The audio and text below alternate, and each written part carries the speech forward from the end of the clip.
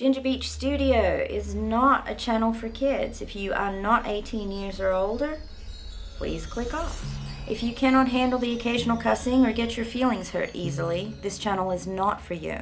Please do yourself a favor and click the fuck off now. Thanks. Okay, love you, bye. Hello, sweeties. Okay, we're gonna whip through this last part of this, or the second part of the making a sketchbook. I'm still tripping on my words. Making a sketchbook out of a Crown Royal peach whiskey box. In the previous video, we'd done signatures, stitched them all together with a Kettle stitch for the text block. In this one, I was having a little issues with the cover. It's stiff enough, but still a little flexier than I wanted it to be, so I'm cutting down some cardstock here. And yeah, totally not being precise whatsoever. No precision. But that's fine. For what this book is for me, it's perfect. It's fine. It's a little cardstock, a little glue stick, and we're going to call it good. Using the Elmer's Extreme glue stick. I love them. And I put 2 layers of cardstock. I didn't wait for one to dry before I did the second one. I just stuck one in, stuck the second one in, called it golden.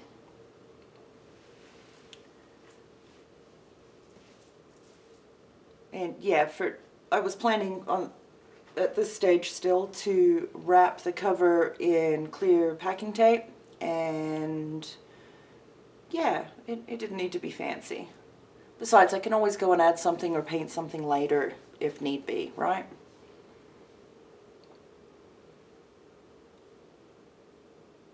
I feel like I should have made this faster, but I did not. It's like 250% or something already, so yeah. Okay, weigh it down with everything you can find on your table that's heavy enough to do so. I cannot remember how long I gave it to dry.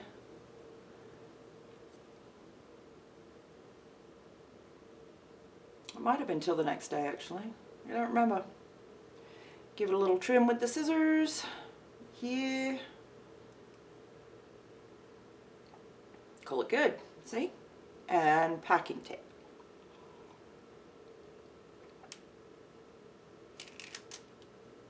And I'd had a plan when I started with the packing tape, just to do one straight all the way around, do the next one straight all the way around. But somewhere along the way, that plan went sideways and ended up just going around and around and around. Well, it might have been right there, because it was suddenly Kitty Wampus. So yeah, I just went with it. And I didn't worry too much about the very edges. Normally I do an edge piece separate and do more of a book cover where you cut the corners and have it all lay nice and flat. But I did not. Yeah, just round and round and round. But it came out alright.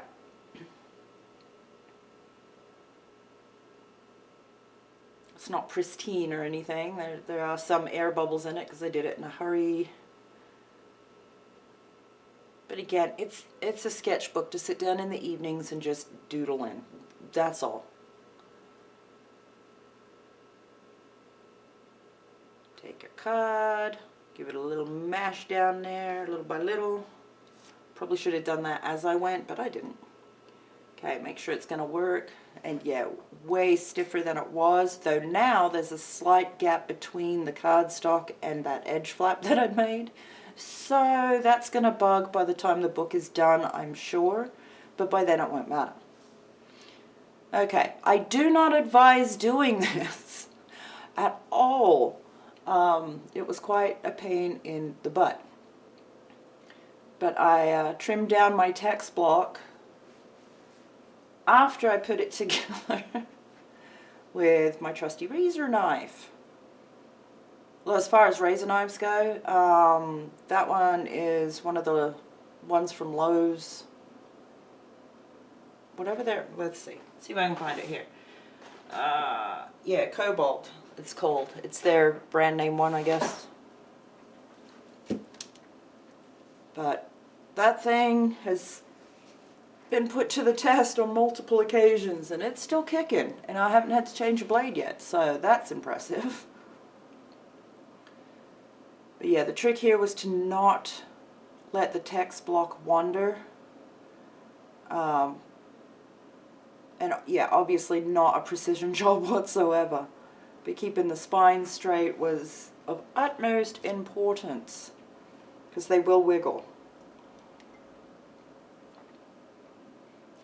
But it works. It's just time consuming. Very time consuming.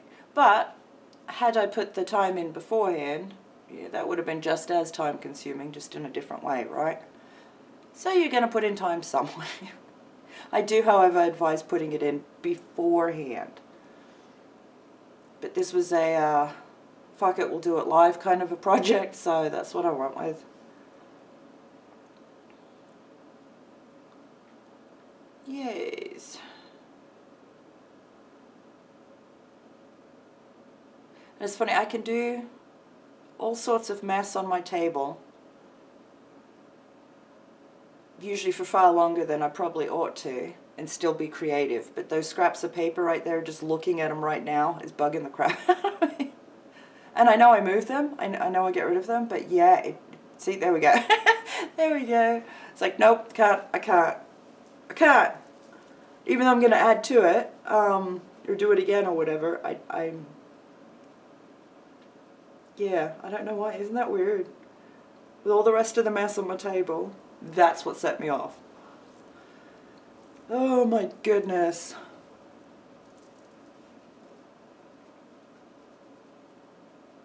Definitely take your time. Be careful if you're doing this with one of these razor knives.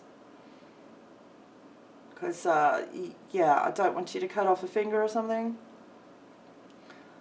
I know that wouldn't be the end of the world, but it wouldn't be a good day either. You know?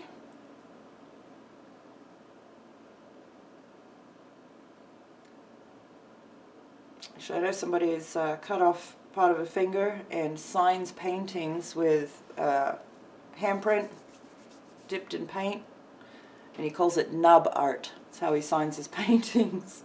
It's pretty funny. It must have been the next day because I got my hairs all dead and still wet. Oh.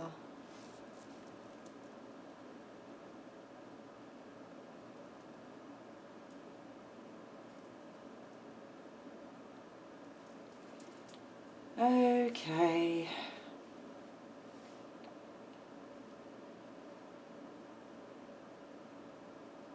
And you're trying to get those to where they weren't ripping any more than where I'd already trimmed was quite the thing on the folded edges there.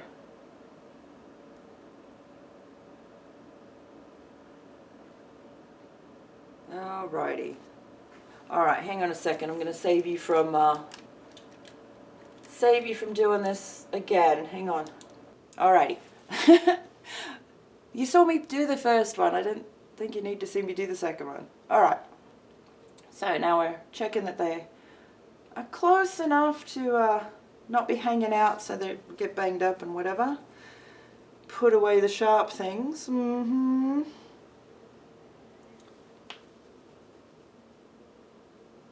Yeah, those papers are bugging. All the little bits. All the little bits. Okay. Better. There we go. Nice. Okay.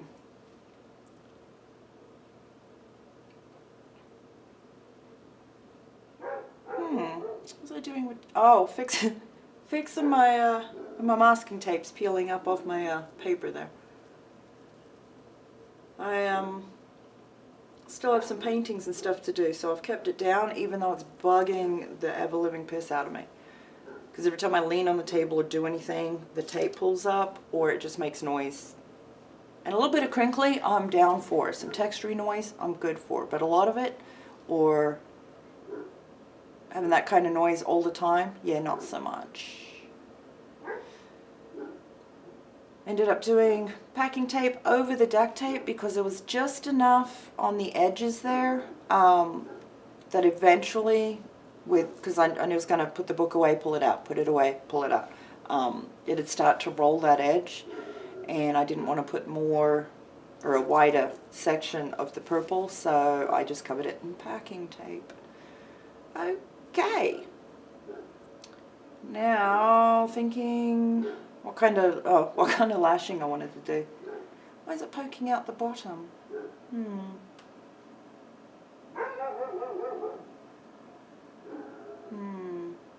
Kitchen twine, probably on account of I had it on the table.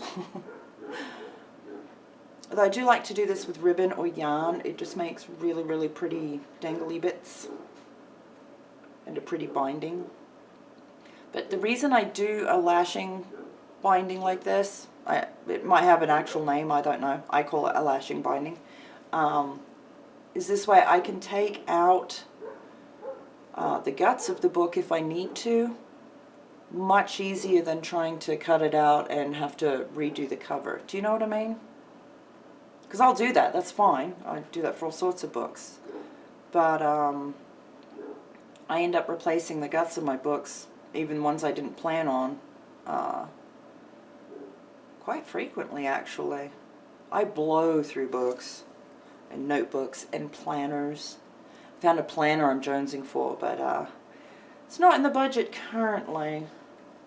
It does look very well set up though. Okay. Just wrap that around and around in between each of the signatures. And you want it as tight as you can get it, but not so much as to buckle the top or the bottom of your spine, which can happen, especially on the cardboard box covers.